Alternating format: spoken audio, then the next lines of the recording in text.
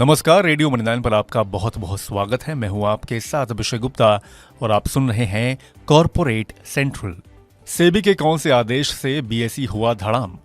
Universal bank licence के लिए कौन से बैंक करने वाला है आरबीआई से चर्चा, बताएंगे आपको। और इसके अलावा भी होंगी कॉर्पोरेट जगत से जुड़ी कई और बड़ी खबरें। तो चलिए फटाफट शुरू करते हैं corporate central. AU small finance bank का बोर्ड जल्द ही आरबीआई को यूनिवर्सल बैंक लाइसेंस के लिए आवेदन देने पर चर्चा करने वाला है।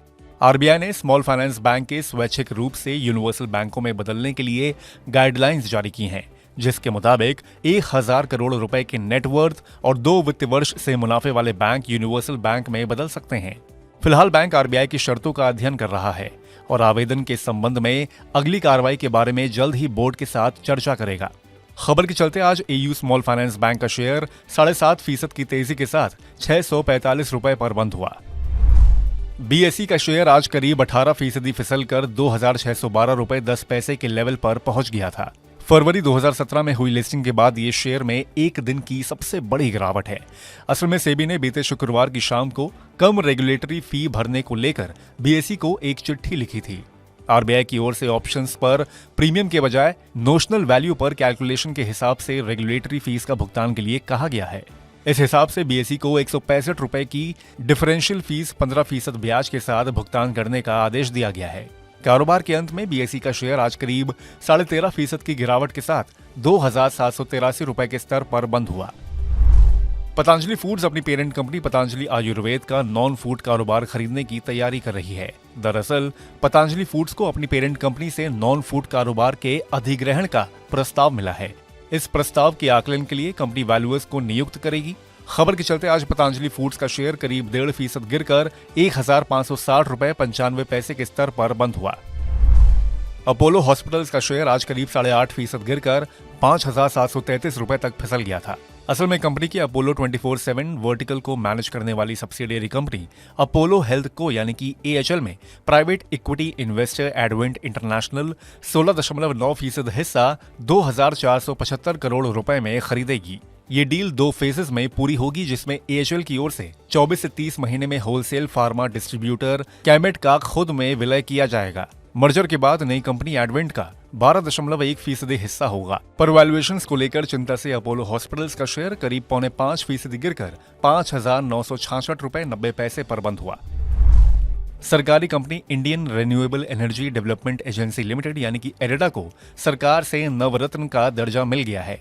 एरेडा को नवरत्न का दर्जा मिलने के बाद अगर देश विदेश में कंपनी जॉइंट वेंचर करना चाहती है तो उसके लिए उन्हें सरकार से परमिशन लेने की जरूरत नहीं होगी और विदेश में सब्सिडियरी बना सकती है। खबर के चलते आज एरेडा का शेयर 6.5% की मजबूती के साथ 181 रुपए 75 पैसे पर बंद हुआ। हालांकि शेयर का इंट्राडे हाई 192 रुपए 20 पैसे पर था। एटीसी टेलीकॉम इंफ्रा ने टेलीकॉम कंपनी वोडाफोन आइडिया में अपनी पूरी 2.8% हिस्सेदारी ओपन मार्केट में 1840 करोड़ रुपए में बेच दी।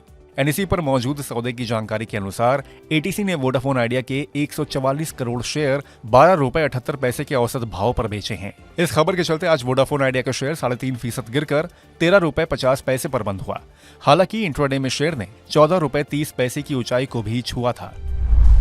वाडिया समूह की दिवालिया एयरलाइन कंपनी गो फर्स्ट के रिवाइवल की उम्मीद और कम हो गई है।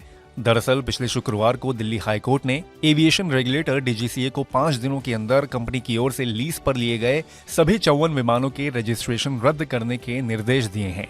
साथ ही कोर्ट ने विमानों की उड़ान भरने पर भी रोक लगा दी है। खबर के चलते आज बॉम्बे बर्मा का शेयर करीब 0.25% की बढ़त के साथ 1580 रुपए पर बंद हुआ।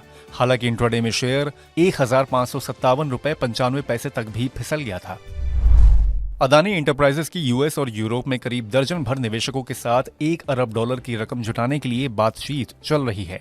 इस रकम का इस्तेमाल समूह के एयरपोर्ट और सोलर कारोबार के विस्तार पर किया जाएगा।